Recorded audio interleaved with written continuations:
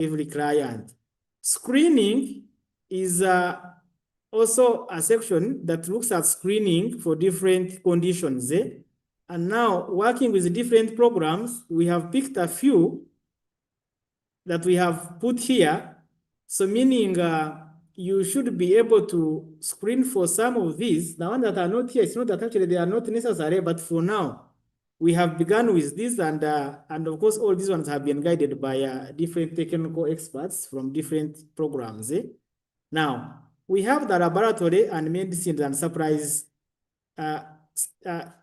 sections here, or stages. We also understand that laboratory applies to every type of client. So that's why it is here. And then we also know that medicines are given to every type of client, irrespective of which service. That's why they are also appearing here. So now, these ones will actually appear here before you come and select any service that this person has come for. But much as they are appearing here, for example, you will not be able to come and add a lab test here without adding a service. We were guided by the ministry and the responsible departments that we shouldn't allow people come and do lab tests and just go home without any service. Same for medicines here.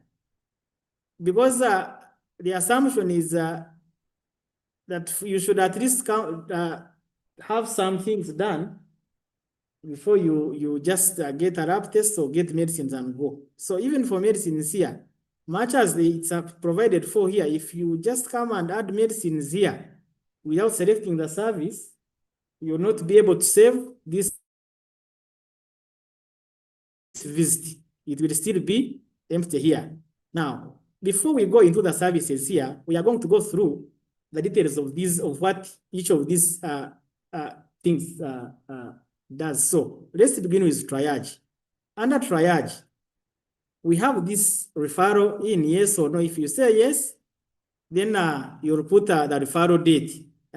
Maybe it is today, and then the facility where someone, where the place where someone is coming from. Is it from the facility, from the community, or it's a self-referral? If you say no, definitely that will be all. Now, if you go transfer in, if you say, is it a transfer in? Yes. If it's no, you say no. Now, from there, we go into the weight. You'll put someone's weight here, then height, you also put, and then temperature, either 35, and then oxygen saturation, either 98, and then we have this pulse rate. I don't know, is it, I don't know if that is the respiratory rate. Is it 72? Then pulse rate, you'll put as appropriate. Now we go to pressure here. Now, when it comes to pressure here, based on the pressure you put, it will actually be able to categorize your status. So for example, if I come, we have systolic and diastolic. If I come to systolic and I put maybe 120, and then I come and go to diastolic and put 80, you'll see it is saying that this person's pressure is normal. But if I change this to 130 to 135 and then 85 and 85, you'll see it is showing you that this person is under, is it a prehypertension or prehypertensive? Now, if I change this to say 185, and then I come and put here, that's 185, and maybe put here like 112, it will tell you that this person is severely hypertensive. So whatever you do, it classifies someone's blood pressure, whatever you put here. Now, if we go to blood glucose, there are two methods of measuring this. If I say random, and maybe I am using these units of measure. So if, for example, I put maybe 10 here, and if I put 10, it will tell me that this person is normal based on this measurement. But if I come and I put like maybe 205 here, it will tell me that this person has diabetes. Now, if I am using this measurement here, if I come and I put maybe 1, it will tell me that someone is normal. And maybe if I put like 12, it should show me that this person has diabetes.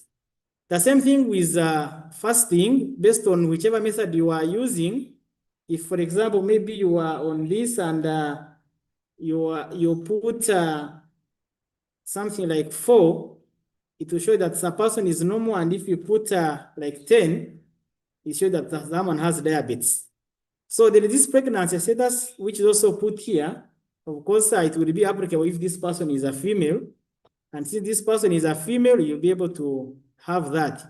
And then if you put someone's mark tape, now from here you go to assessment. So if you put a mark here, and if I put maybe 56, it is telling me that someone should be greater than 45. So depending on what you put here, it will try to categorize this client in terms of whether someone is in green, and then to also give the someone's malnutrition status. So so we also put these ones here for you to we put the different categorizations and this kind of coding, so that after whatever you put up here, you're able to get the categorization. So if someone is not pregnant, there is this, now the body mass index comes. So, and of course, I had already put someone's weight up there, and I already had height. And as you can see, it is saying someone's BMI is 23, and then someone is that normal? Most likely that is normal. Yeah, so based on whatever status you put here for this person, you'll be able to get the different nutrition measurements. And if it was a man, you would have to still have your BMI and then the different measurements. So based on the client, we've tried to put the applicable assessment methods here. Now, there are these other things that we actually put here as part of triage details. There is this appetite test. For example, if you do it, you say yes, and if you don't, you just say no. And then if it's not done, you just put that. Then there is this waist hip ratio. I don't know what you put, but if you can put 4, depending on what you do or you get, you'll put that. Is the client an emergency case, yes or no? Also as part of triage, at the point of entry. Then there are these other risky behaviors that are being assessed here. If someone is using alcohol, you would say yes or no. Depending, tobacco use, yes or no. Then tobacco exposure, if somebody is exposed to tobacco, yes or no. And then we have these other substance use, yes or no. Then from there, we have these NCDs as guided by the clinical department. So you also have this kind of screening for NCDs, where you ask the client if they have a family history of NCDs, yes or no. If you say yes, you will continue. But if you say no, then you'll actually go into other things. So if you say yes, what type of NCDs? And here you can actually select as many as probably someone has had before, or if there is that a history of many NCDs, you actually select as many as you can. Then there is also this assessment for assessing for if someone is nervous or anxious. Then you say severe for several days, more than days. You indicate how long this person has had this condition. Then not being able to stop or control worrying. You can also assess the client and be able to put one of these. Then feeling down or depressed, there's also this assessment for depression. You can select several days or more than half the days. So then a little interest or pressure in doing things, you also select based on what the client tells you. Then now there is also this of long-term medication. So you select yes if someone has been on long-term medication or not. And then there is this physical activity assessment for 30 minutes a day. So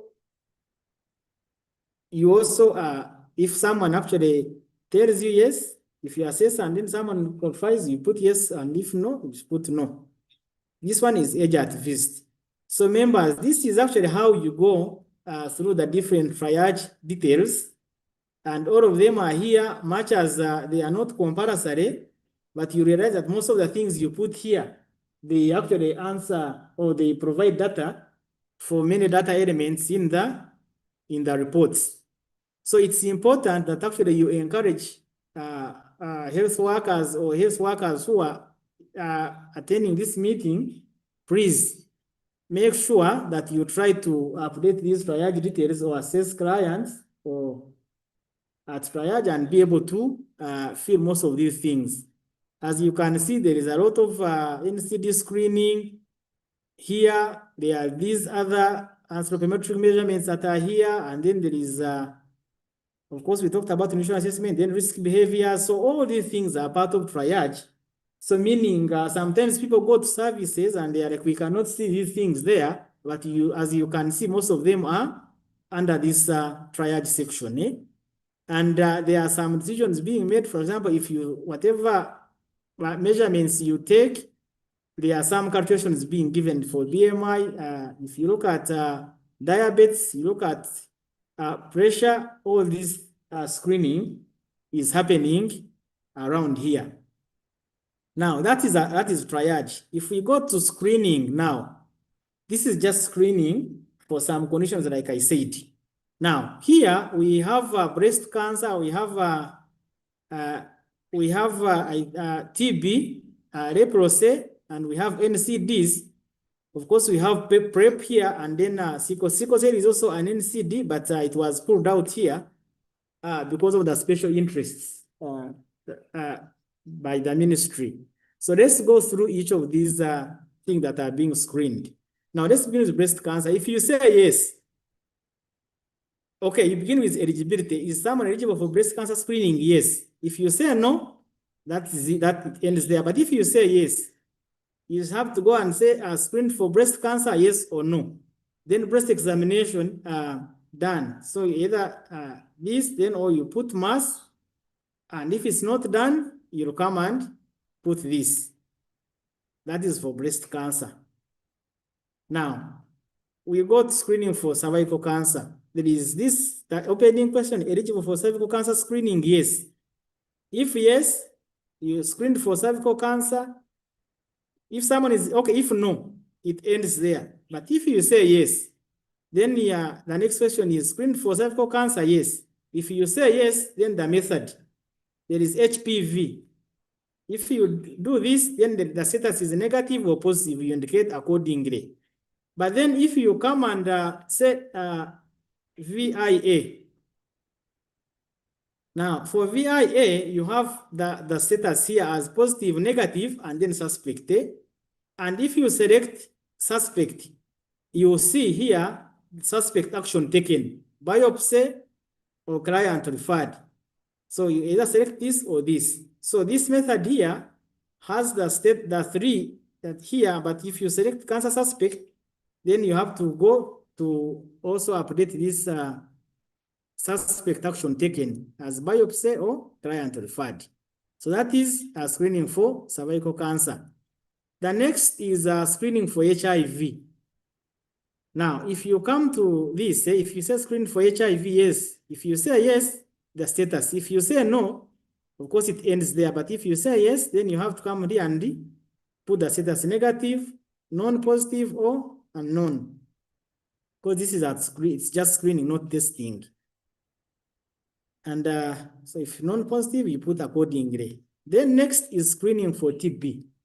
So if you screen for TB, if you say no, it ends there.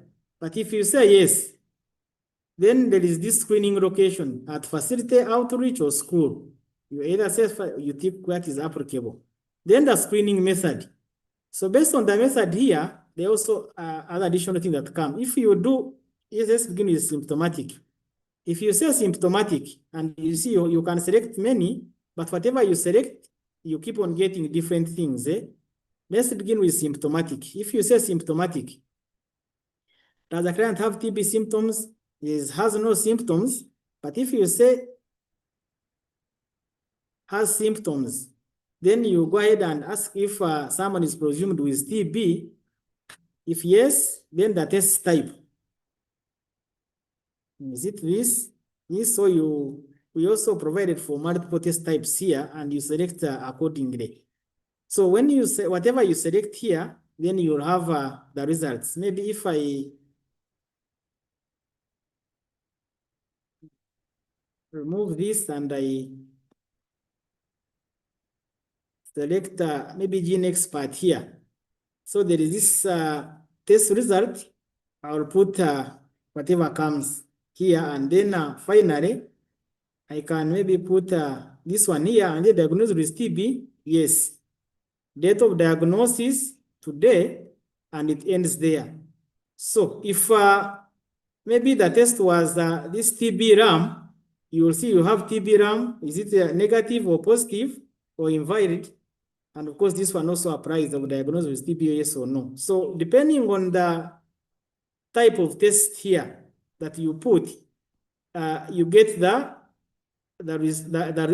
field that correspond with the type of test here. So if I do this,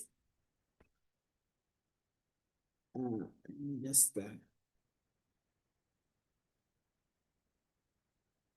yeah, if I do that, then I have the results here for this fluorescence microscopy. I tick accordingly, and if someone is diagnosed with TB, I will say yes. So depending on whatever you select here, of course, from symptomatic, the cascade starts here. It continues with this, and then goes up to this. And like if you reach here, also, like I said, that the type of test you do determines the result that you are getting here. So please take note of this. Remember, I started with this screening method. Now, if I go back and I change the method here, if I come and I say screening method is X-ray. If I say X-ray, you see there is normal or abnormal. You pick, you select accordingly. So that's actually, if it is normal, then presumed yes or no. But if you say it is abnormal, you see it automatically checks this yes here. So that is if you check, and of course you see the test type here, of course, based on what you select, and then you go ahead and get this. So if I selected CRP, then there is this CRP result. I think this is absolute. And then where someone is presumed yes or no, and then the test type, like I said, and then you go ahead and get the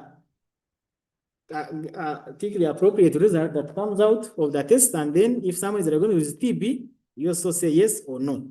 So that is about screening for TB. As you can see, there are 3 methods here, and whichever method you select, you actually go ahead and complete the screening with the applicable tests and the test results.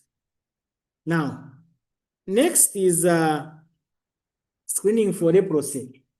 If you say yes here for leprosy, yeah, I think here it's just yes or no. No, sorry, if you say yes, then someone is someone presumed with leprosy, yes or no. And then if someone is diagnosed with leprosy, you put the method here, and then the date of diagnosis. If no, that marks the end of the story. So now, lastly, we got NCDs.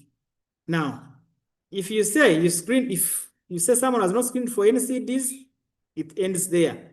Then if you say yes, now you select the type of NCD someone was screened for. And whatever NCD you select here, and you can see you can select very many NCDs. And like I said, we don't have hypertension here and glucose because these ones are screened under triage. I already showed you how you screen from triage. So those ones are not part of this because they are under triage, like their screening happens at triage. That's actually where the screening is, and some people have been asking this. So that's actually one thing to note. And whatever NCD you select here, you have different screening methods and results. So maybe if I can just pick a few for purposes of this training. So if I said someone was screened for this, you see the heart disease screening method, physical examination. Then if you say physical, was it normal, abnormal, present, and so on and so forth. And then if someone was, if this was present, was someone linked to care, yes or no? Now, if I come and I maybe change the method here with examination, I think the results are still the same. But if I come and I change this to another NCD, which is chronic kidney disease. You see chronic kidney disease screening method, urine protein, then chronic kidney disease screening result positive or negative, and then was someone linked to chronic kidney disease linked care. So you can see the cascade. So even if I select many here, so the different results will still be added there. For me to, the methods and the results for me to be able to go ahead and complete the cascade. If I put prostate cancer, you see there is this physical examination and then the result enlarged, positive, normal, or negative. If I put this, it's still the same result here, and if someone is linked to care. So based on the NCD, you select here, the different screening methods and the outcomes, screening outcomes will appear here. So this is actually how we update data or how we screen for NCDs. And the different NCDs are here. So whatever you select, you get the appropriate methods and the different screening outcomes. Now, we have a sickle cell here. So if you screen for sickle cells, you have the reason for sickle cell screening. You can select one of these, and then you will have the results here.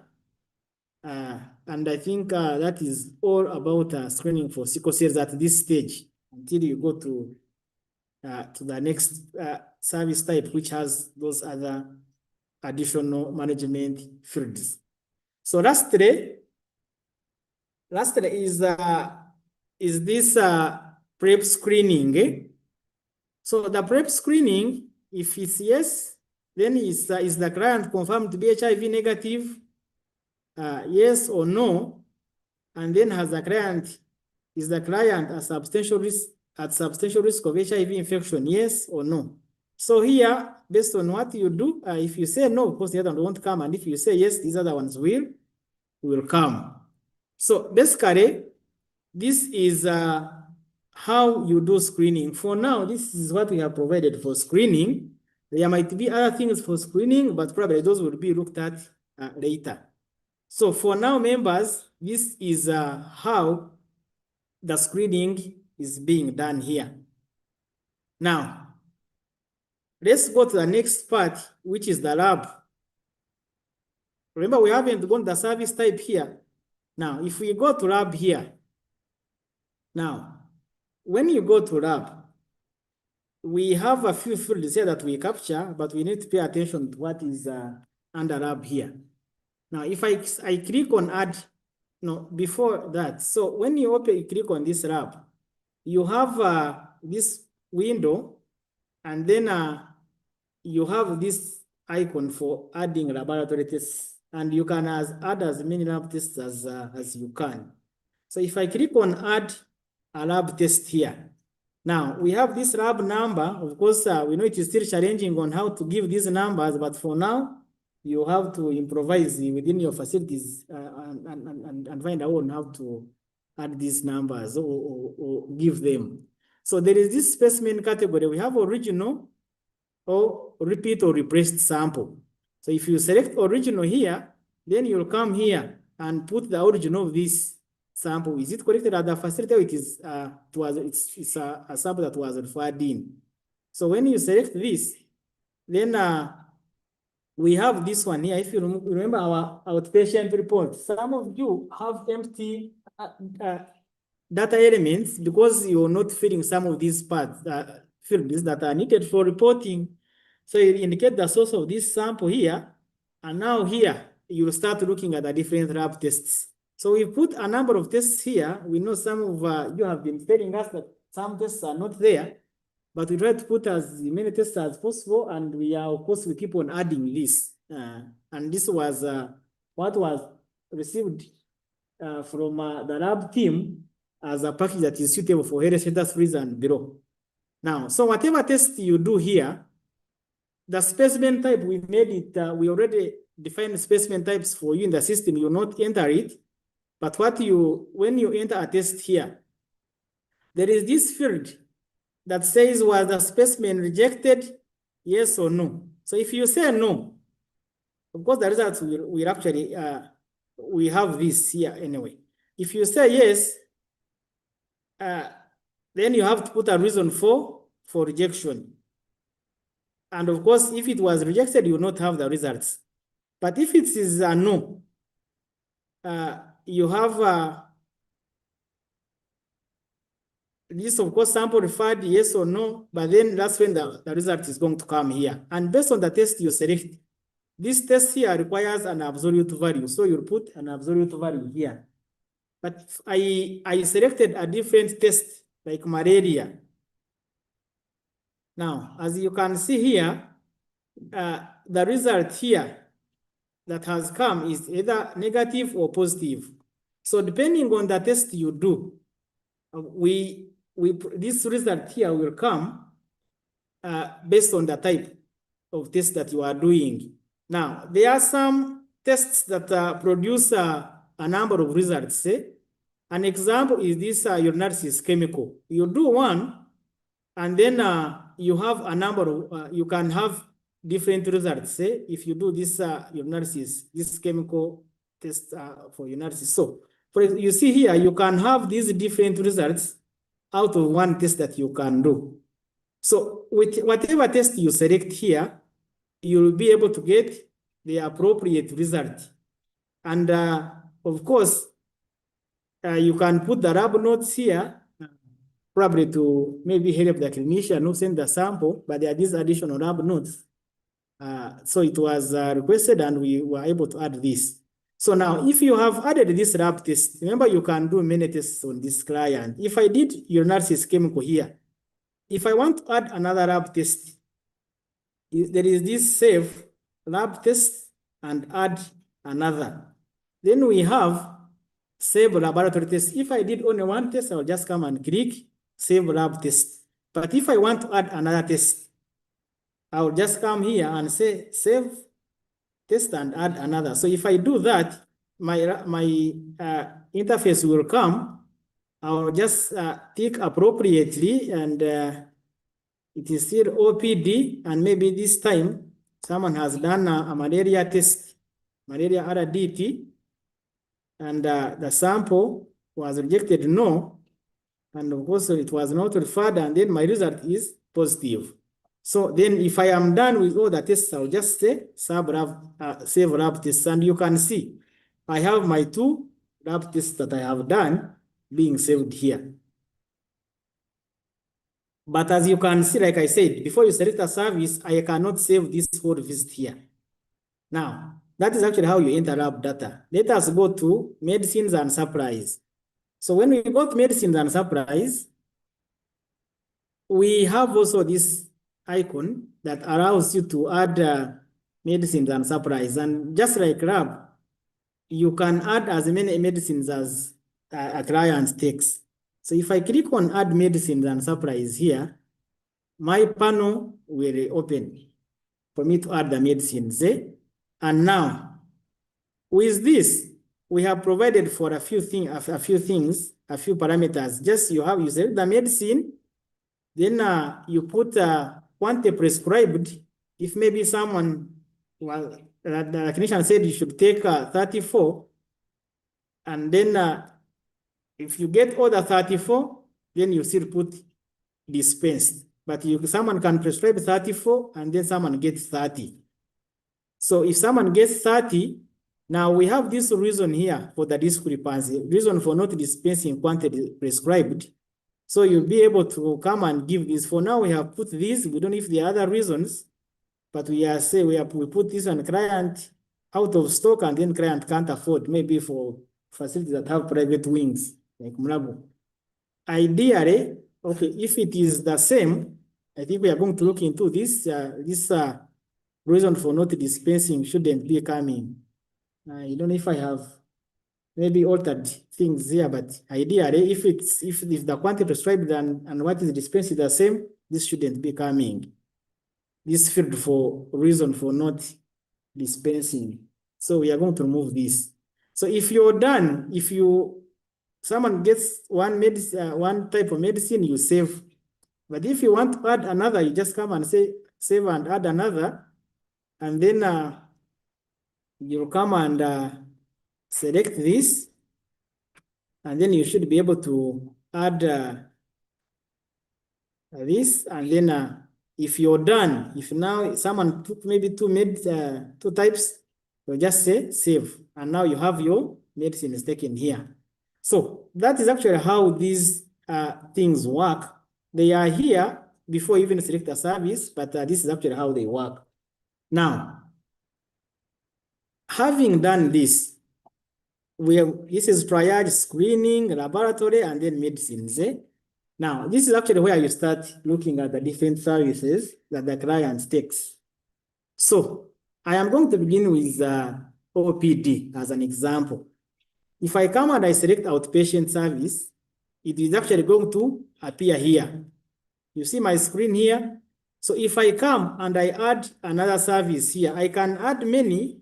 If someone takes many, I can add as many as I can. And whatever I add, you see it is actually appearing here for me to be able to add data.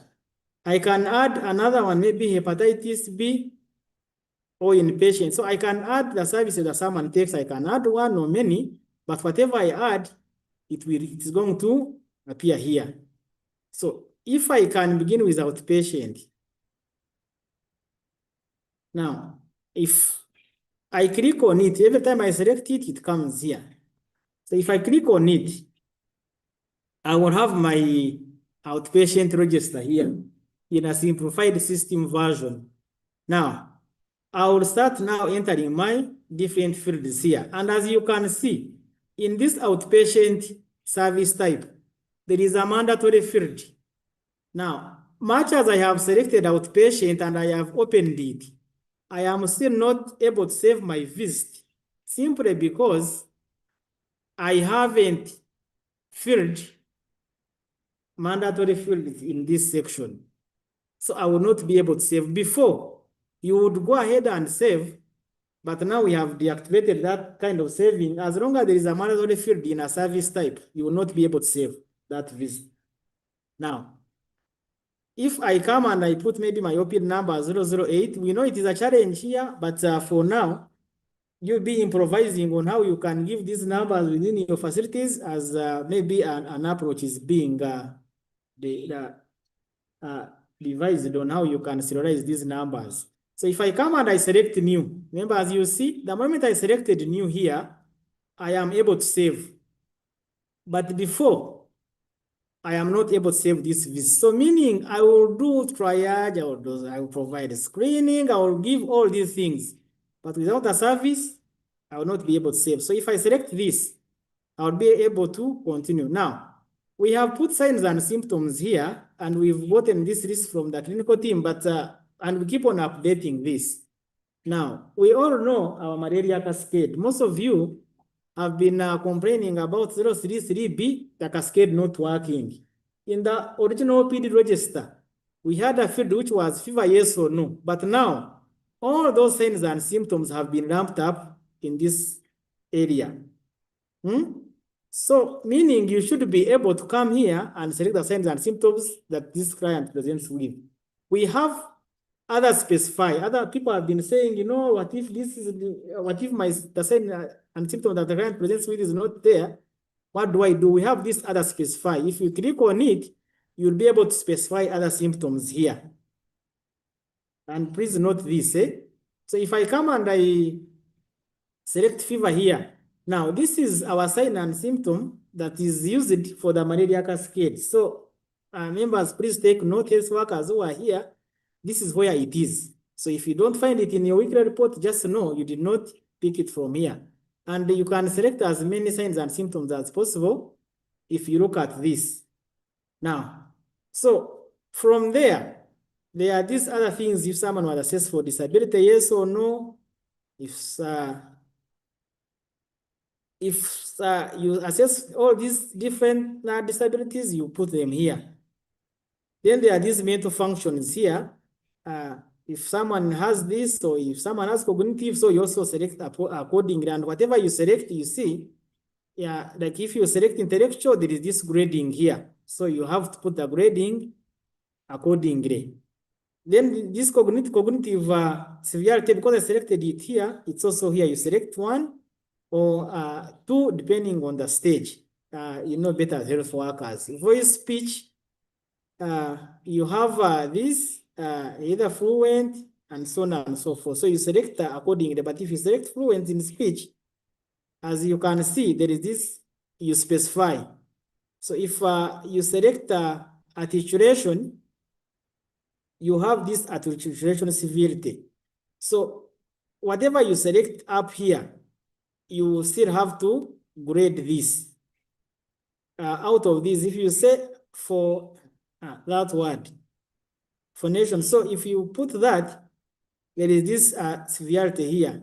You also tick or select according to the grading after the assessment. So that is actually what is under this voice, speech, and of course, and the different functions that are being assessed here. So whatever you assess on these disabilities, you are always provided with the different assessment results, and you grade them accordingly. Now, from up here, of course, these ones came in here, but if you look at this outpatient diagnosis, now, we have tried to put the different conditions here, and we, of course, we've been beefing this up. But an example, if we were already looking at malaria, if someone was diagnosed with malaria, we have malaria here, but then we have malaria in pregnancy and malaria here. So you actually select it here. Now I am looking, for example, at my cascade. I said someone has a fever, and then you already did a lab test this side, remember, which was, you did another DT, which was positive. So it means someone was diagnosed with malaria. But if there are other conditions that this person probably, you assess for alcohol use, if someone is intoxicated, you also put the condition, the different conditions here. So it's a multiple select. You actually put all the conditions that actually someone presents with. And when we are aggregating data in the reports, we actually pick whatever you select here. And of course, if you select this, we have date of diagnosis as this, and then the client need rehabilitation. You also have this rehabilitation section here. If you say yes, then the services you select as appropriate, and then reason for rehabilitation you also select here. And then does someone need assistive products? If yes, if vision, you can put as many as someone needs. Now, still under this OPD, much as we had the cancer there side, we still have this suspected, these fields here for being for cancer suspects, and of course also for both breast cancer and cervical cancer. And then at the end of the day, remember we all have our data. Remember, if you look at our OPD, we have the referrals. They are picked here under OPD. So if most of these fields are not compulsory, but they contribute to your report.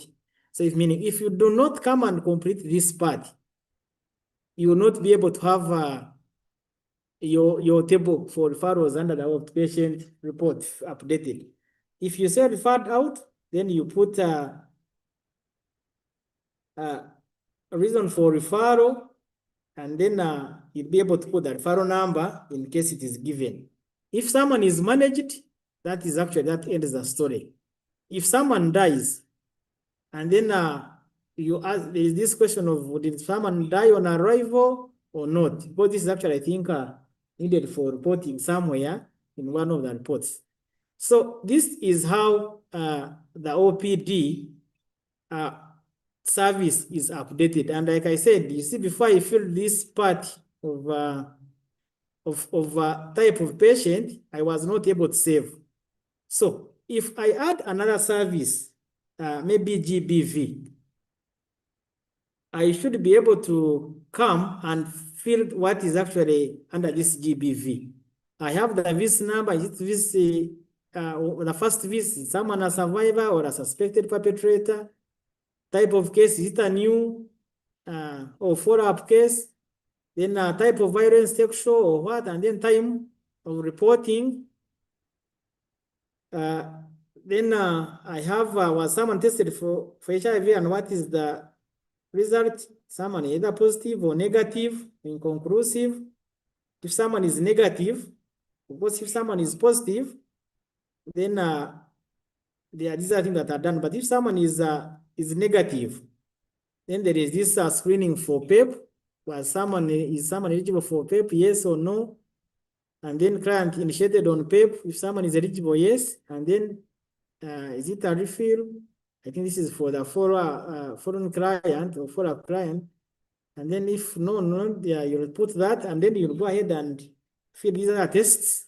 If this swab was done, then you also go for urinalysis, negative or positive, and then hemoglobin. You put someone's hemoglobin, and then this one here, and then this. Given emergency period within 12 hours, yes or no. Given STI treatment, yes or no. And then given trauma counseling, yes or no. Adherence to counseling, yes or no. And then the outcome. If someone was lost follow-up, depending on the visit, but because this was a new visit, I think some of these outcomes may not be able to apply. But if assuming someone was a foreign client, then you'll be able to pick the appropriate field to answer here.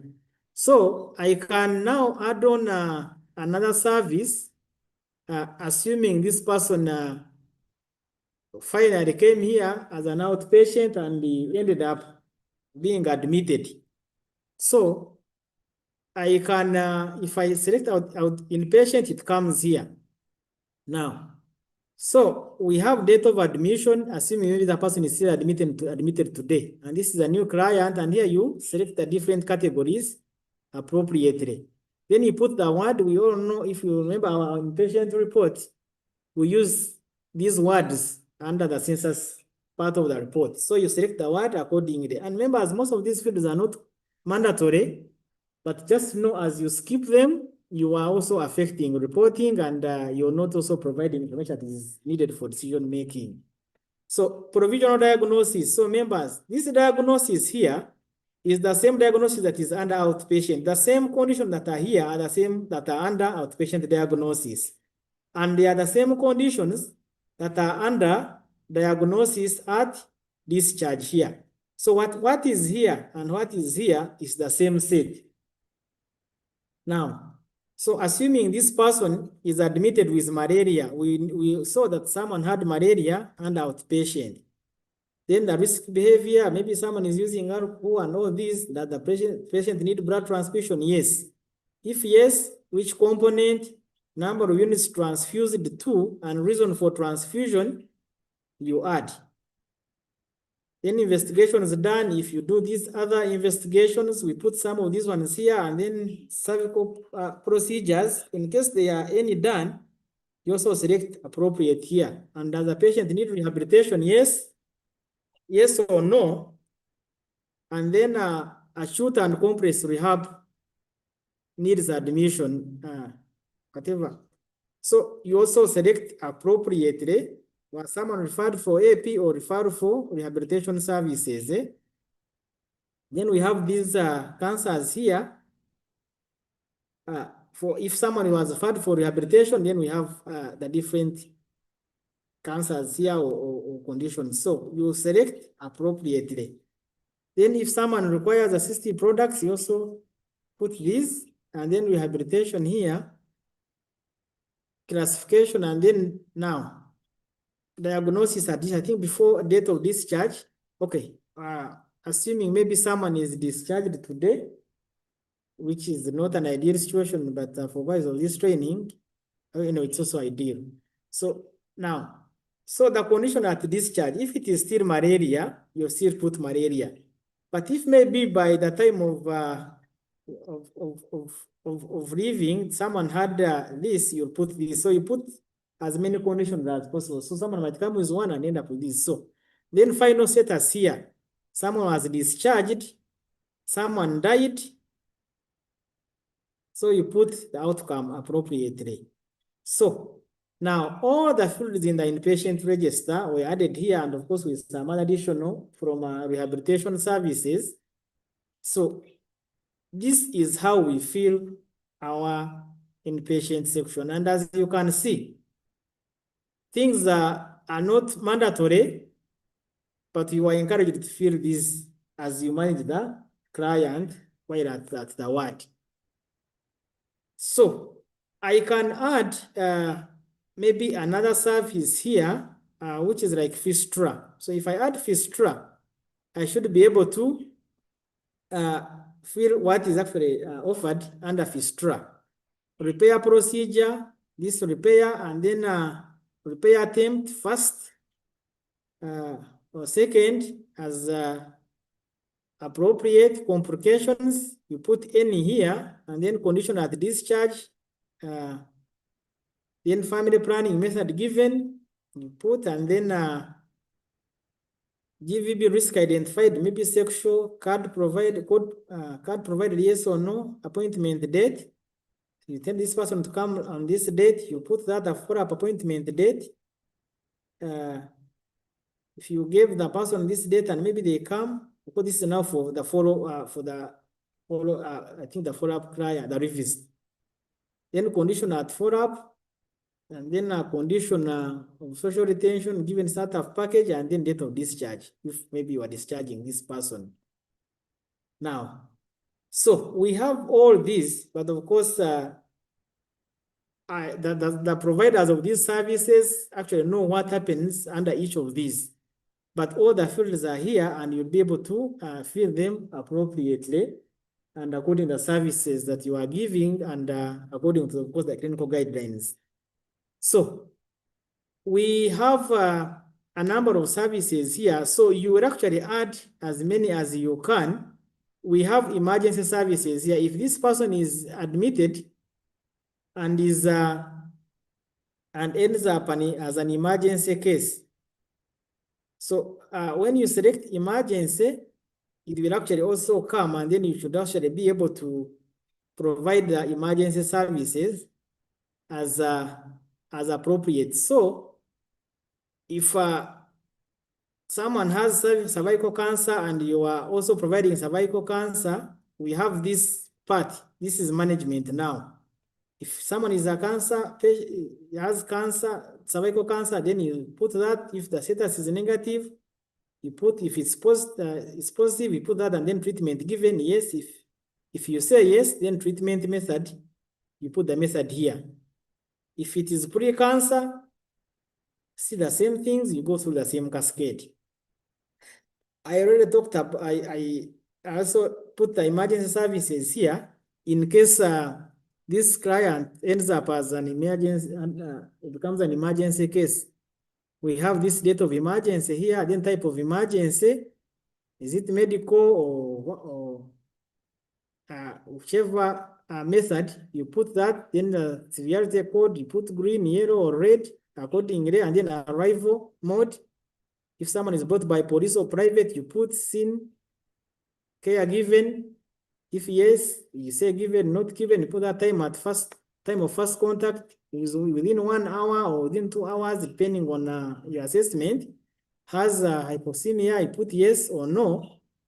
But if you put yes, then if yes, oxygen given, we have this, yes, expense, external hemorrhage, yes or no, and then external hemorrhage controlled, yes or no, and then expense complication within 24 hours of care, yes or no.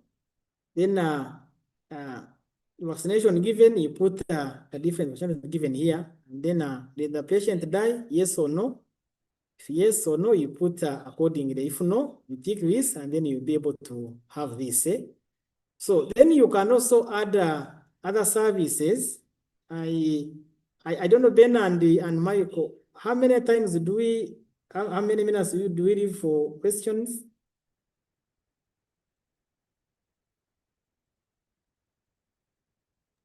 The webinar was still take 2 hours. Started a bit late, so present like 4 minutes, 15 minutes. Come again, Michael. You can present for 15 minutes. We take questions for 15 minutes since we started a few minutes past 2 p.m. Okay, so let me add one extra service, and then I will actually go into the question station. So now I am going to add NCDs, and I think that's where we will end. So now this is for NCD management. We saw the screening from the other side and identification, but in case this person is now being managed for NCDs, we have this section here. So now the first field here, which is a determinant for other things, is this type of patient. Is it a new patient or it is a known patient? So if you say new, then the visit type, is it a baseline or follow-up? Baseline. Now enrollment date. If someone maybe is enrolled today, you put that. Primary diagnosis. So members, so here we have put multiple, and you can have many conditions, NCDs.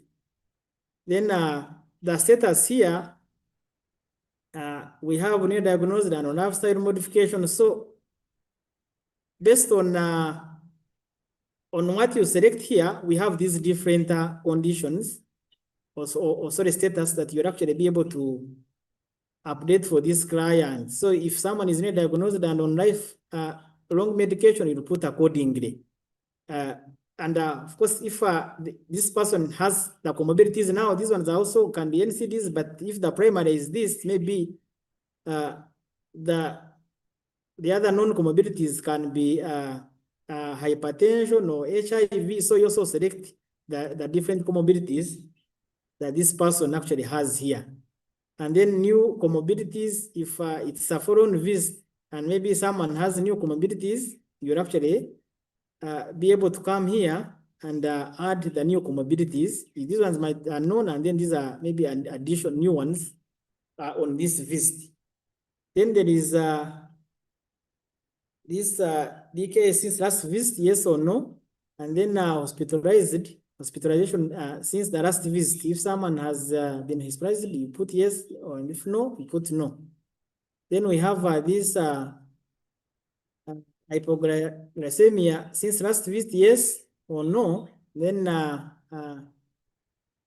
we also have, I think this probably repeated. Yeah, we need to check this. It looks to be repeated.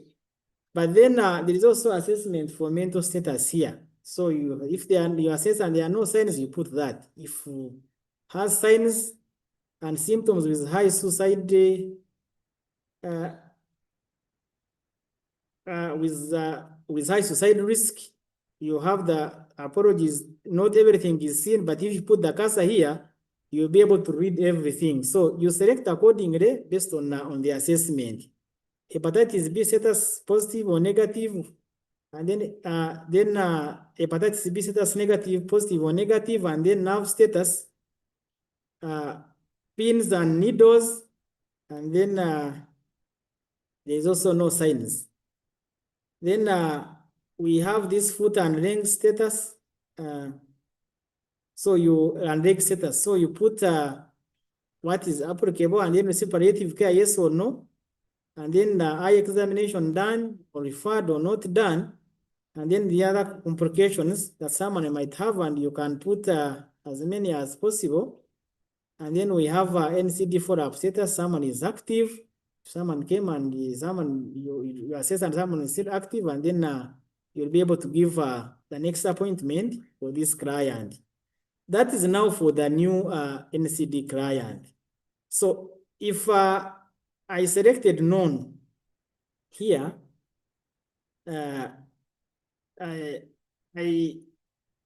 and I just say follow-up here, so I'll still be able to go through the same cascade, and then I would look at the primary diagnosis. Of course, the diagnosis someone got at the point of being admitted into NCD care, and then the status. Of course, I will also look at the non-comorbidities if it's a revised, and then if this person now comes with new conditions, I will put them here. And of course, like I said, much as I feel these ones earlier, but some of these fields really applicable for revised clients. And then the rest of the fields are the same. So you actually fill and update accordingly as you provide care and according to clinical guidelines. So members, you can see on one visit, I have been able to have this client who has gone through different who has taken different services, and I am still entering this data. I am assuming that all these services are being provided for in one place. But remember, the client can begin in OPD. When they go to inpatient, they will find another clinician. Now, that's why we are saying that as you enter your data, maybe if I can save the visit. So if I save this visit, it means I have saved this visit, and the client has all the different services that have been taken. So if you look at this, you'll see my visit here has been added with the different services. And as you can see here, it is pending. It has not been synchronized. It has not been sent on the central server. So now, if I was working, as this client was going through different clinics, if you wanted the other person to see that this person, what we went through at the beginning with Ben is, one, you will have to, if like the OPD person sees this client, and now you want the other people in the patient to see the data that has been entered so far, because this data can be entered at different intervals.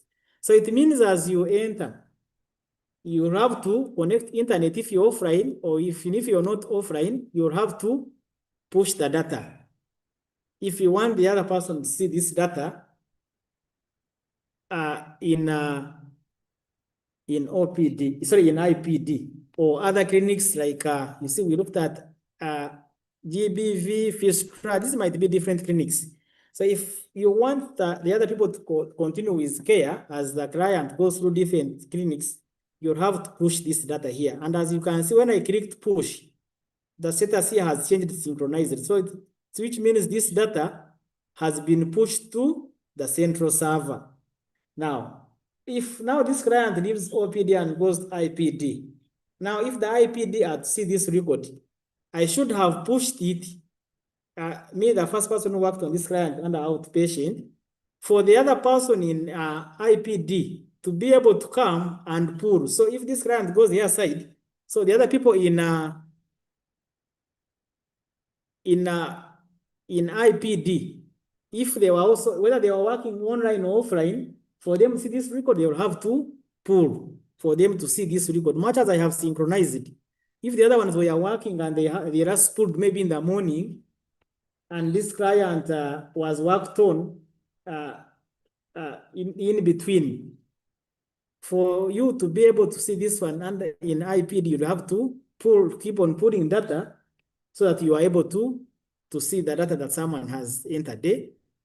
And like we said, these are functionalities of the system, but the guidance, I think Mike and Ben can confirm this, is that if a client comes to OPD, you've been able to provide services you've saved, but if this client goes to IPD or any other ward, and you search and fail to see the client, that should not deny someone services. It's not reason to deny someone services. Just register again register the client and provide care. As long as you're not able to see this. If you're able to see the search and see the client, continue. But I think Ben and Michael can confirm that, but that's the guidance that the ministry has been giving as so that the system does not become a stumbling block for providing care to clients. Because sometimes someone might think they have synchronized or pushed data when they haven't pushed, and then the client is standing or waiting for services because of the system. So, members, this is actually how the system works, and we've been able to go through how you register the client, how you use these different functionalities, and how you can provide different services to this client. So we have tackled a number of services here. So tomorrow or any other day, we'll actually continue and look at other services like HIV, nutrition services, then MCH, child health services. There are these other services, TB, and I think probably TB. Those are basically HIV, TB, I think nutrition services, child health, and then the other MCH, antenatal, maternal, and postnatal, and family planning. So I know that probably maybe the schedule was indicating HIV, but we noticed we needed to go through systematically, right from triage, from the time when you register a client, the client goes through triage, and then you screen, and then you're able to provide service. So we found it important to go through the cascade in term, as it is aligned with the client flow in health facilities. So we'll continue with these other services, TB, HIV, and MCH tomorrow, together with child health services. So thank you so much, and over to you, Mike and Ben.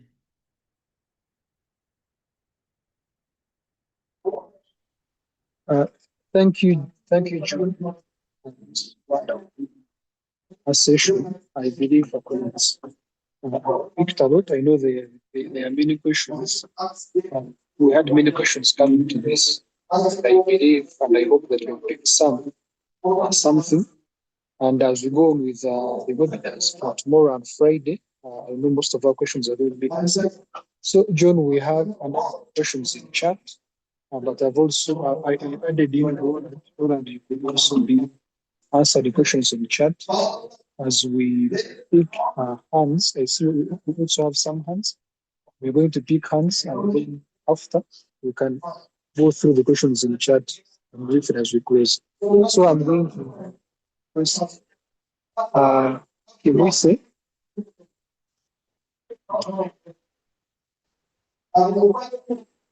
Ask the question. Ask the question.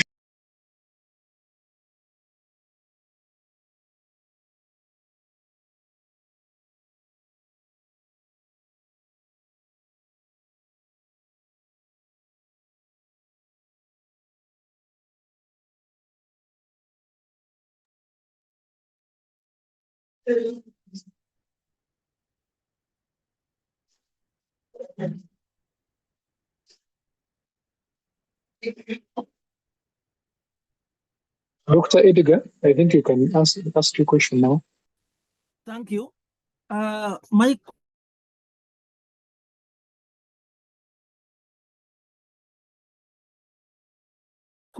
contribution, take note of them. My first one was enabling offline application.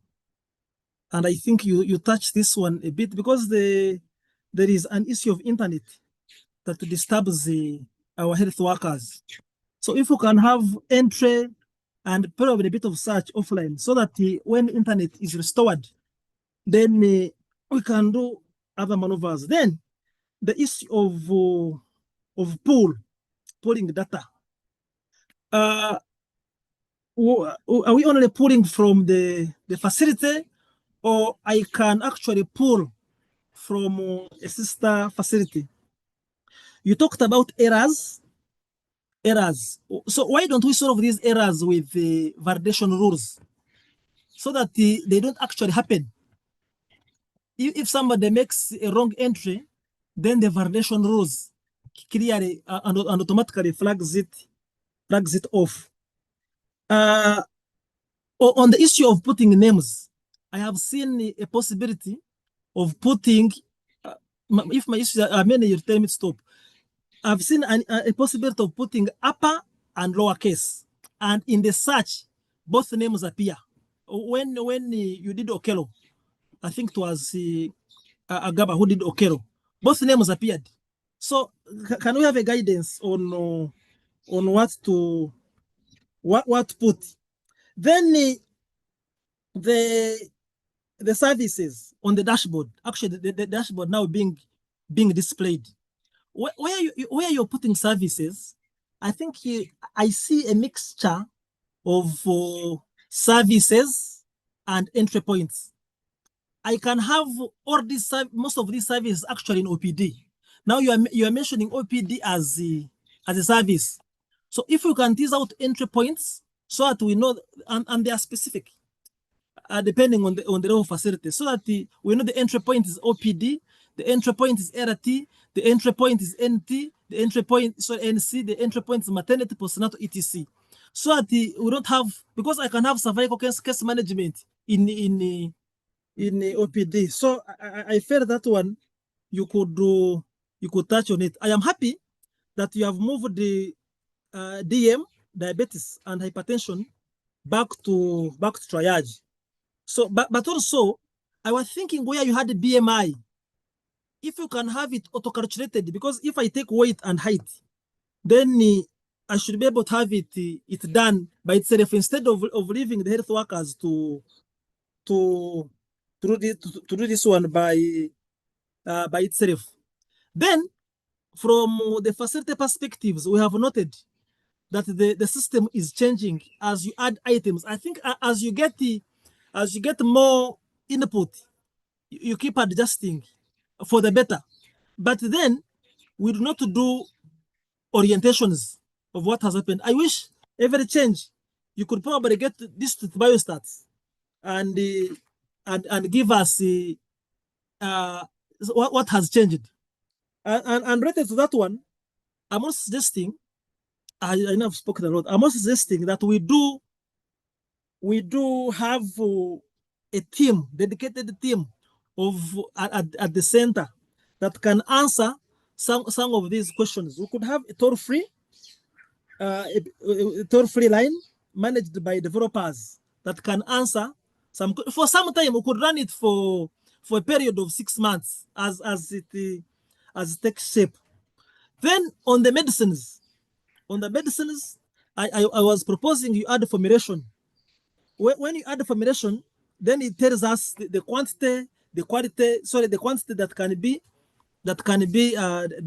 dispensed. Or no, where you had the services type, I see OPD on the services type. Now OPD is an entry point, and therefore, while the OPD I can give sickle cell, I can have sickle cell services, I can have RT services, I can have, so OPD I think is all embracing.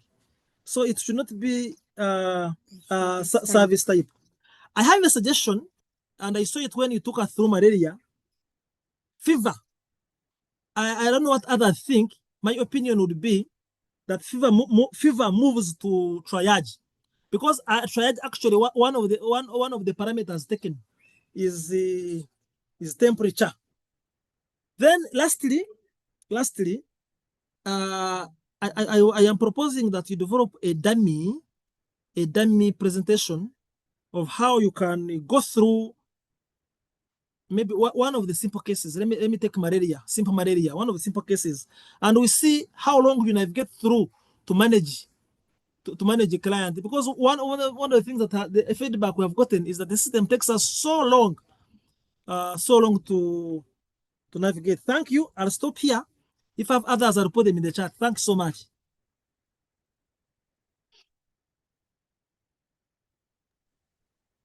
Thank you, Dr. Edgar. I believe John, those were a number of questions.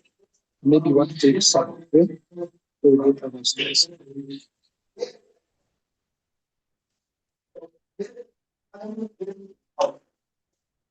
Okay, can I tackle this? Yes. Okay.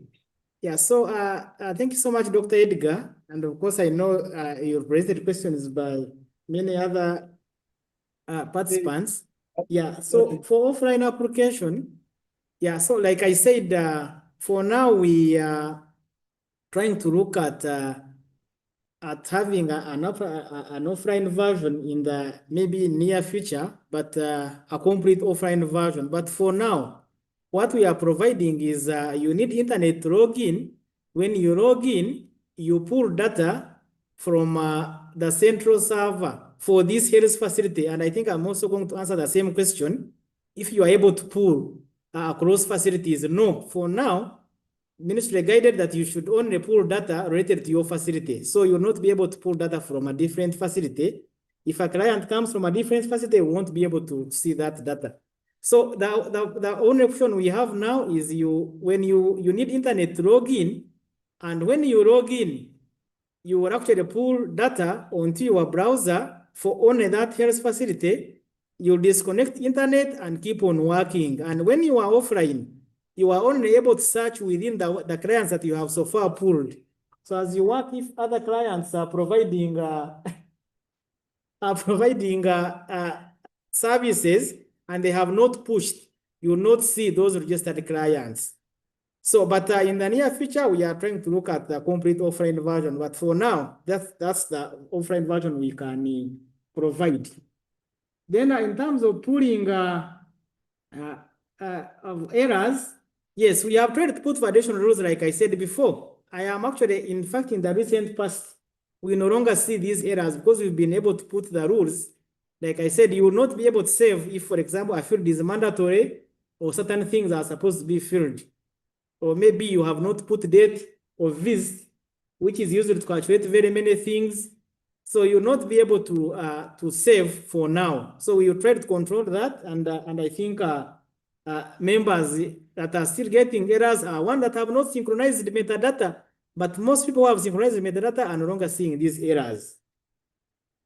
Now, then searching by case lower or upper.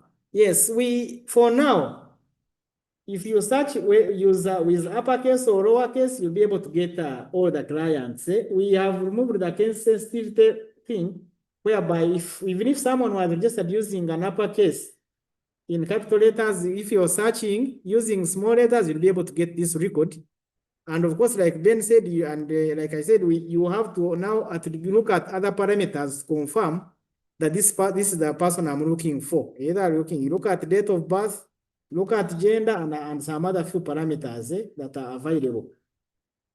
Then the entry points versus services. So members, at the overall beginning of this digital register, according to Ministry of Health, was to digitize registers. So much as we use the name service type up there, it is more registers. We know if you look at like OPD, ideally that's what is under OPD is the OPD register. If you go to art, now under art, you might have combined about 3 registers, maybe grab many registers, but ideally, in this digital register, that's why it's even called a digital register. The intention was to digitize registers, but the naming of the service type is, this was actually the naming that we got, but ideally, we couldn't put the registers, register type, but ideally it is it's just capturing the registers. And that's how we were trying to put those different categories based on registers, and much as we use the name service type, but ideally, this is for registers. It's not an EMR as the way they are called the other side, much as we might have borrowed the name, but that's the intention. For BMI is auto-calculated. I think I indicated that. Yeah, so if as long as you put weight and height, that is calculated automatically. Then the team at MOH to support this, yes, we have different teams, but Ben and Michael will speak to this. I think Ben and Michael will speak to this, but there are different support teams. I will request Michael and Ben to speak to the teams. Then Biostats provide input in this. Yeah, of course, we've been doing this. We've done some testing, and we've been also, we did during training, we collected feedback from Biostats and even health workers. So we've been trying to get feedback from different stakeholders. And I think where we are now, we are at the tail end, where we feel we've captured at least what is sufficient enough for this digital register. And we are still open for input for some of the critical things that come in. We are still supporting them. Then adding formulation on medicines, I think we are going to discuss this. But if you look at the names, Dr. Edgar, whatever medicine you pick, everything is already like the name of the medicine. So the name of any medicine that you select, it's the name is. Let me give you an example of ARVs. Sorry. So I think you see here there is this regimen which has the strengths, the formulation there. There is this. It has 120 milligrams, 60. This one has 600, and this. So we try to put this. I don't know if I got you well, but already we already have this tagged. But if I didn't understand you well, maybe I'll need clarification. But at least we've been able to put these different things there based on those. I don't know if this is strengths or what, but I am trying to rate it with formulation. But you guide me. Then you are requesting that we move fever to triage. I think we can discuss that, Ben and Michael, with the NMED. Based on this suggestion, and then you can be guided after that. The other one was about a demo of how far the system takes. Yes, we did piloting. We went to different facilities and tried to test. We know it may take some time, but just like any other EMR system, of course, it might not be easier as documenting in the register. But I think we tried to do some piloting, and that's how we tried to make this system very simple and user-friendly.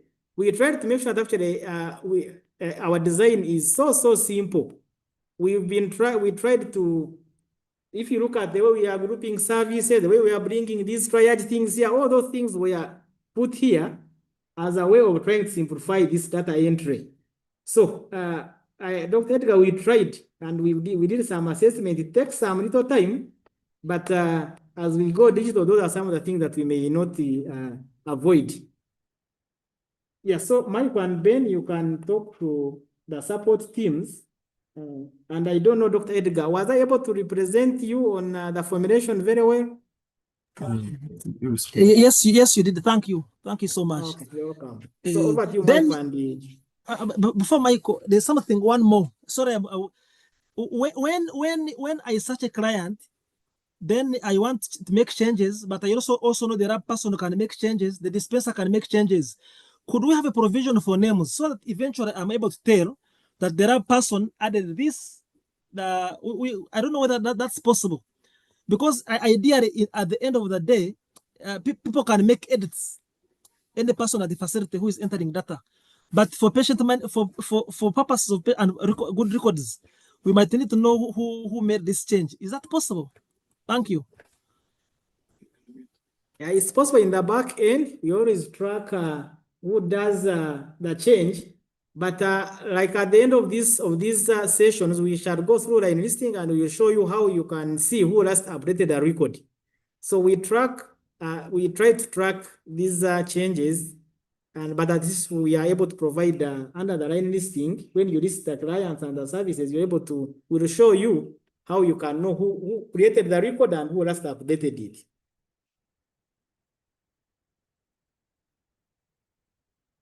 Okay, thank you. And over to you, Mike and Ben on the support team. Thank you, John. So regarding support teams, we have different levels.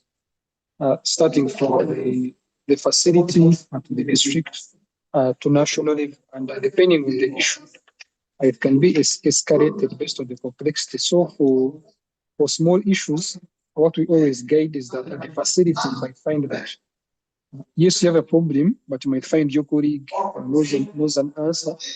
That should be the first level of support. You ask your colleagues at the facility to give you solutions to the particular issues you have. Then, in the case that is not possible, you can escalate it to the district biostat to give you a solution. But in case the district biostat does not do that, cannot handle, then he will escalate it to the Ministry of Health. But also besides that, we also have different channels that you can send in your questions. One, we have, I know maybe you might be having WhatsApp groups at regional level, but we have WhatsApp groups at regional level. And in case you're in those WhatsApp groups, you can send your questions there and they are responded to.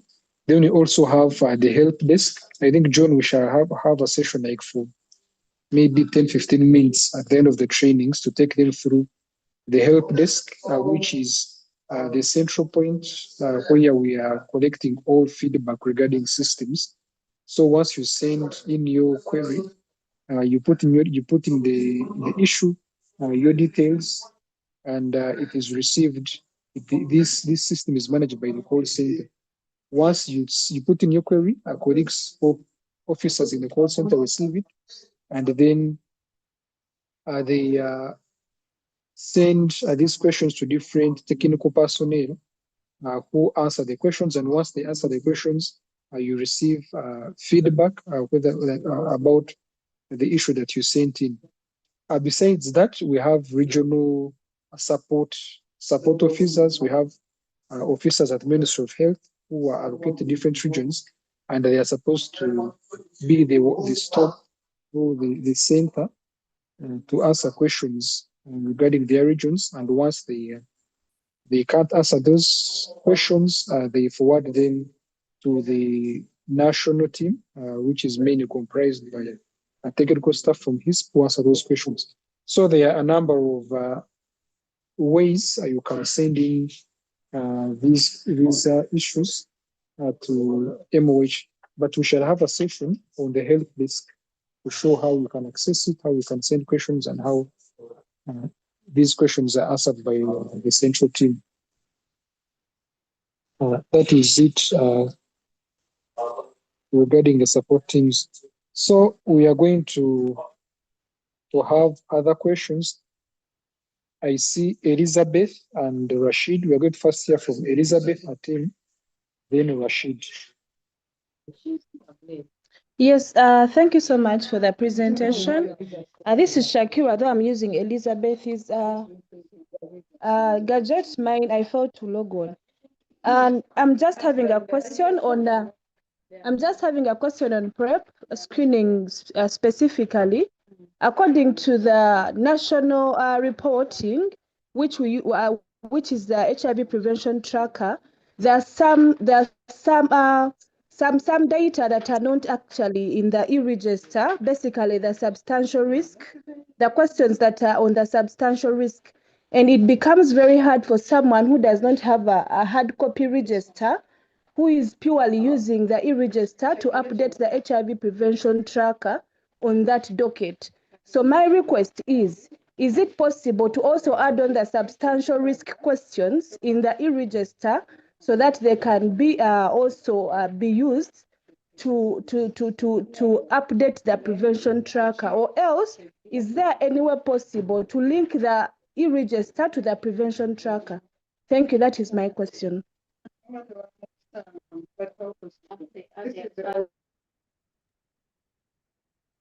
Rashid? Yes, good evening. Hello, are you getting me? Yes, we can hear you. Please ask your question. Okay, mine is just to appreciate whatever you are doing, because we really appreciate it, and we know it helps us so a lot down here, because there are challenges that we are facing so much. And what I wanted to only ask is about the number, because previously before before gathering all the activities to be done all in OPD, let me say integration, we used to have different numbers for these clients that always come and seek for assistance. For instance, we had the OPD, the OPD number given, TB number also given, then you also have HIV at times, their numbers also given. These are clients who normally come and access services. But this time we are only seeing OPD number being given, and we use it in order to dispense drugs for them. But now when it comes to IPD, because when I was following the presentation, there was no provision for IPD number. Of course, now at times when these patients are taken to IPD again, they are supposed to also be given their number from there. But here I am also seeing OPD number and then also provision for lab. So is there a way of like also fixing that provision for number? Inpatient numbers in the IPD department. Thanks.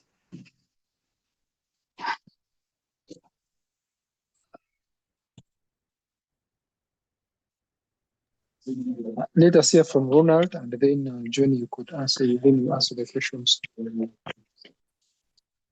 Thank you very much. Hello, are you able to hear me? Yes. Okay, thank you very much for this meeting and training. I'm Ronald from LPHS, North and Southwest, and I would like to get more clarity on these three things that I'm going to raise to you. Number one, when we peruse through the laboratory test, we see we have two parts, one for absolute laboratory tests and the other for laboratory test results. So when do we use the laboratory test results and when do we see the absolute laboratory test results? Number two, we know that we have a number of beds in IPD based on the facilities that we work on. So can this be controllable for someone who is admitting a patient so that when that person sees that the number of beds available are all in use, we cannot be able to admit more patients? Number three, when we do the HTS activities, these clients request for their results. And also we need them to consent before we do an HIV test. So how can we document the consent of the client that is going to do an HIV test? And also, how can we disseminate the HIV test results to this patient? And the last one, but not the least, is about the data systems help desk. So is it in use? And if it is in use, how can we access it? Thank you very much.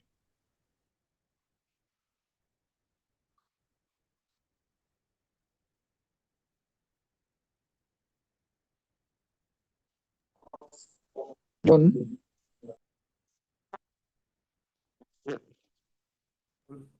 Hello, John has stepped out. However, I can be able to answer a few questions that were asked. So I'm just going to speak on the provision of the IPD number. Ideally, that is also a field that can be put in to capture that data. Ideally, in OPD, we have that number, but IPD, it's not there. It's something that can be provided. Then for laboratory tests, so we have two fields regarding the test results. There's one that is a test result that has a drop down. Then there's also one where it is an absolute test result. So the difference with these is that there are some tests where you can, where the results will be able to show numbers. Let's say I'm just going to come here to the lab. Just a minute.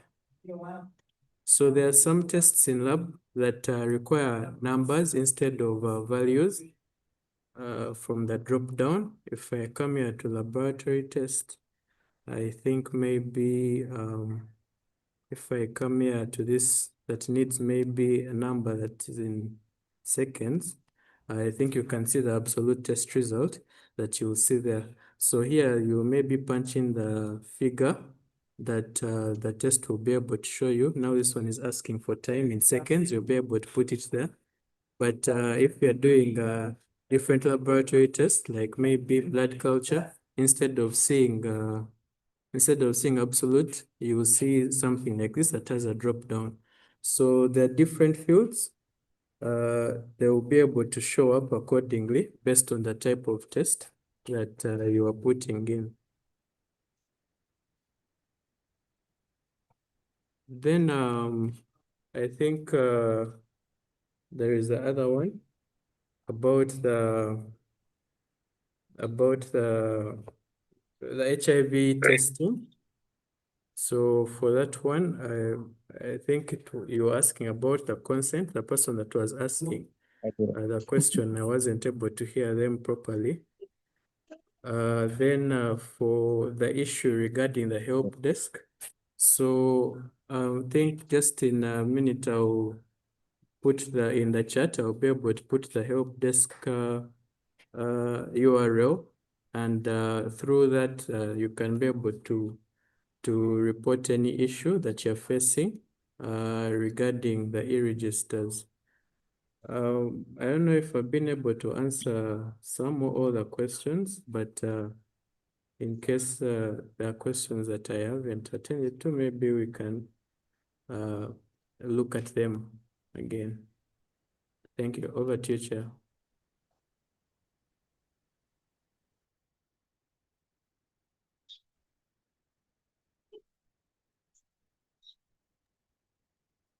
Well, thank you, Timothy.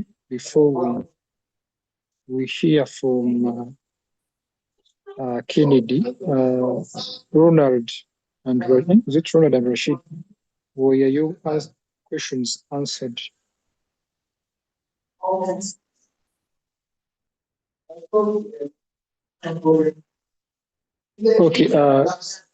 Kennedy, please ask your question. Then we shall hear from Jackson, George, and Immaculate.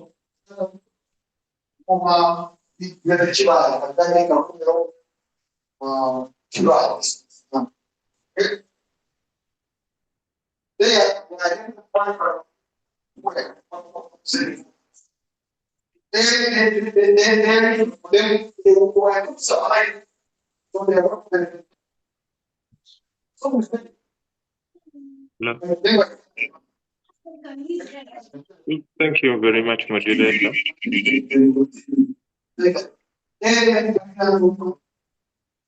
Hello. Yes, we're able to hear you. Thank you very much, Mr. Chairperson. My question is regarding the laboratory part where we are having glucose. Because I've seen glucose was put in the triage area, but in most of the facilities, it is done in the lab. And if we come to the lab part, after putting the type of laboratory test that is glucose, and on the absolute laboratory test results, it is going to give us, in most cases, we are going to have figures that are having points.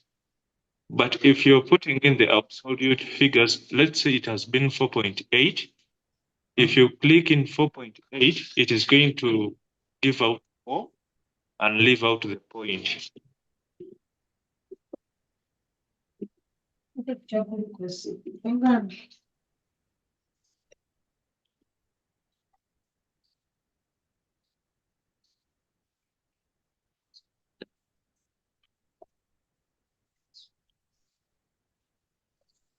Yes, so on the absolute number, I think it's not allowing figures with decimal points, but this is something that we can be able to look into and rectify. Thank you. Thank you very much. What about the glucose in the triage area?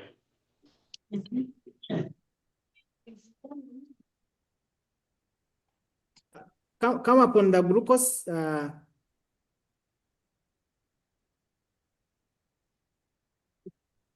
Hello. Hello? Yes, yeah. Kindly make us understand the glucose issue. Where it is giving us a blood glucose, where you have to select random or fasting. Yes. Yet it has to be done in the laboratory part, I guess. So why is it being given in the triage area? And I saw when we put in one, when we are putting in after the units of measurement, Yes. it was millimoles per liter, and you put in one, it was giving one as normal glucose. Okay, so we had gotten some cutoffs, but maybe we need to check our rules.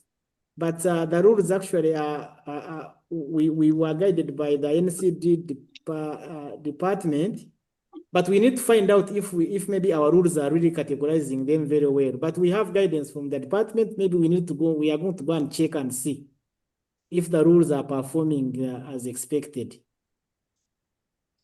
And the issue of it being done in the lab, so the glucose screening is both using both methods is done in the lab. Yes. Okay, but still remember, you'll still be able to come and update triage. Much as it's not compulsory. You might pass triage, go through go see the clinician, go to the lab. And I think even the lab person or the clinician, any other person can always update that part. That's the beauty with the system, is that you can always update that data before the client leaves the facility.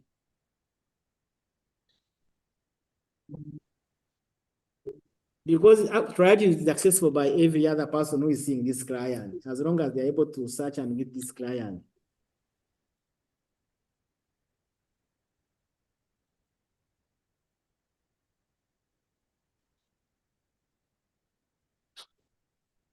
Okay, so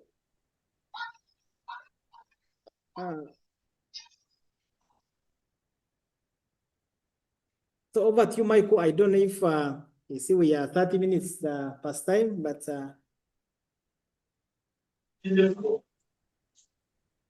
Yes, John, we are actually out of time, and I was suggesting that we pick the questions in the chat and we will provide like a brief answers to the questions, and for tomorrow's webinar we shall share a link with these questions that were asked and the answers to them. And but I see we can pick like one or two more hands, and then we call it a day. and I don't see questions in the chat. I don't know if I'm not able to see as we pick hands, but I don't know if I'm not. They are under Q&A. Okay.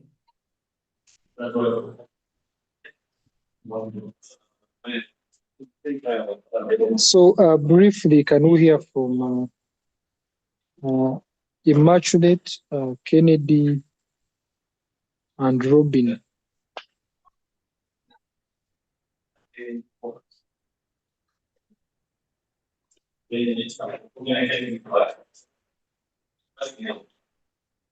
Or Joseph, if any of you can unmute and ask the question.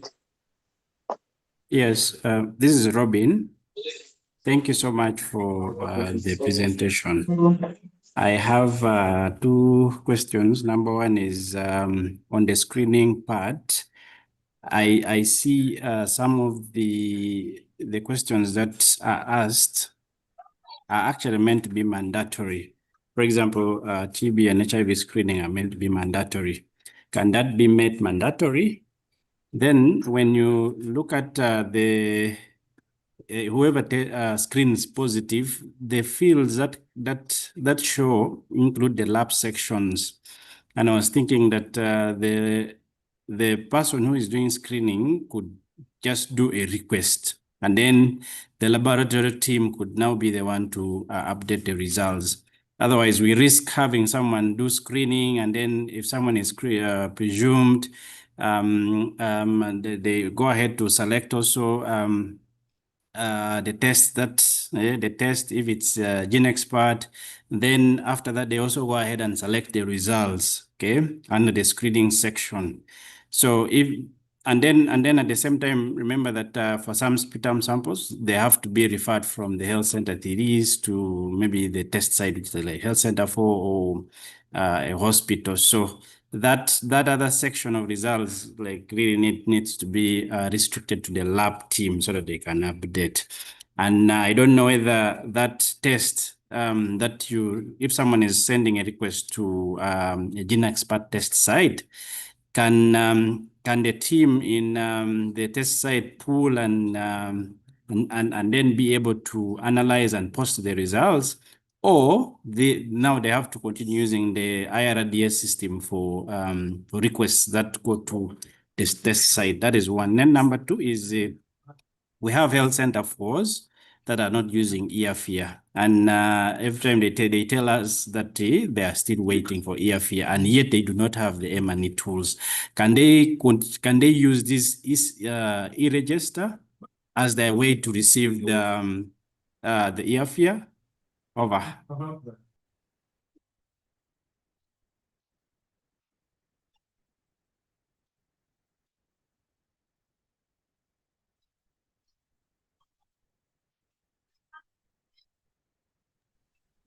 I think the last one is for Mike and the team, but in terms of screening. So members, if you look at that system, for us, the system is registered and it's open for people. So meaning screening does not necessarily have to happen at triage or where. It can be done, data can be updated by the clinician or by the lab person. So whoever does maybe screening for some tests or testing for some, it has to be done by who is doing it. And remember, the system is open. Ours is this is not like an EMR where you send a request and then the request keeps on moving. But here the system is open. When you start working on a client, you can do whatever you can and at any point. So even the lab guy can actually put all these things of glucose and the like. So whoever does it is the one who updates the system. And remember, if someone maybe provides a service at OPD, but then later as a client, so that's triage, and maybe as a client goes to the clinician or is passing through different clinical rooms, whoever, if like I said, if you're able to enter and push this data, the other person can always access and add the data. So it's actually whoever provides the service that does this in this digital register. So this is simplified in a way that we do not have to keep on sending here and there, the client here and there. Whatever the client is, the service will be provided. And by the way, like I said, if I have worked on this client at triage and maybe entered some data, and then the clinician also entered some data, but then if I go to lab, and the lab does a certain test, so they can also still update my record, or even if they don't search and find me, they will still put your name there and add whatever test has been given to you, and of course feel appropriately. So the system is in a way so simple that it's not as complicated as an EMR. So meaning whatever service provide, you'll be able to update it in the system at any point in time. In regards to the other health facilities, Michael, that do not have tools using EMR as they wait, using e-register as they wait for EMR, I think that is ministry to answer. Michael, you can say something about that. The other higher level facilities. Thank you, John.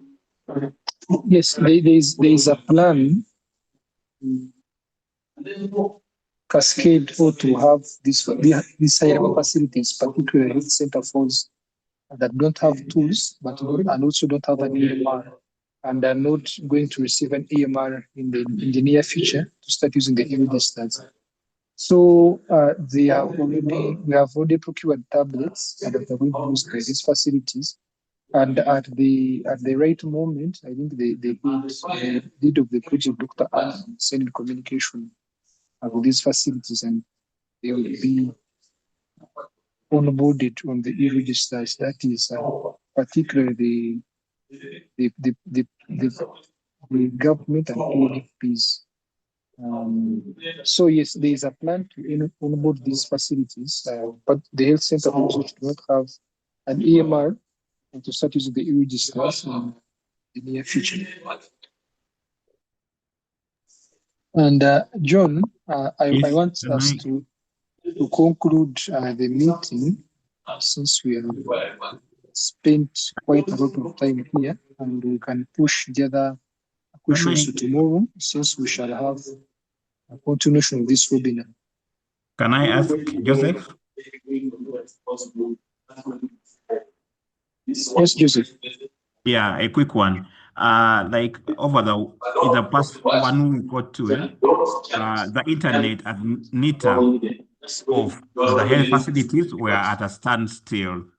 I know the e-register, you can do the offline version, but by then, even you wouldn't access the offline version because the internet was down at NITA. So the health facilities had a backlog. So in the meantime, so in case that thing happens again, how can the facilities be supported so that in future, even if the NITA internet is off, the health facilities down here, they can do the data entry. Then when the internet is restored, they can maybe do a push. Because as we all know, facilities had 2 days they wouldn't access the system. So they were accumulating backlog, and you know how the facilities are. When are they going to enter that backlog again? Thank you.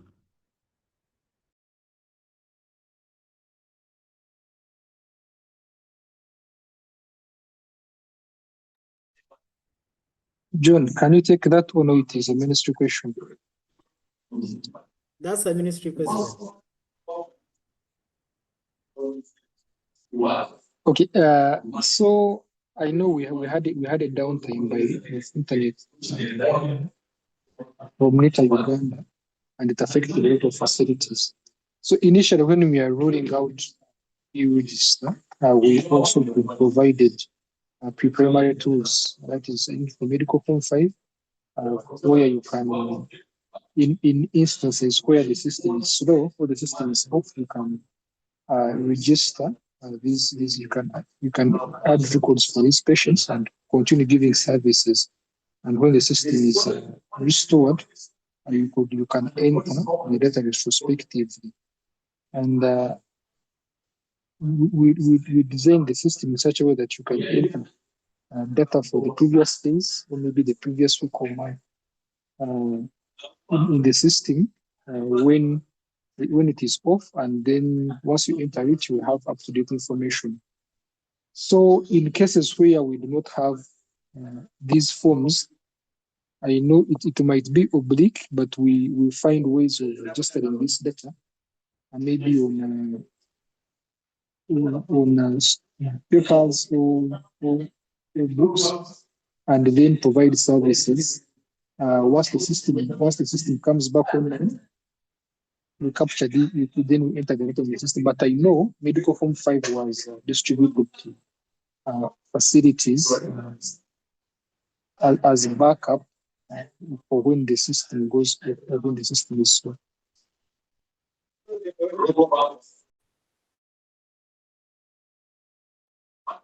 I don't know if that answers you. Joseph. Yeah, thank you for the feedback.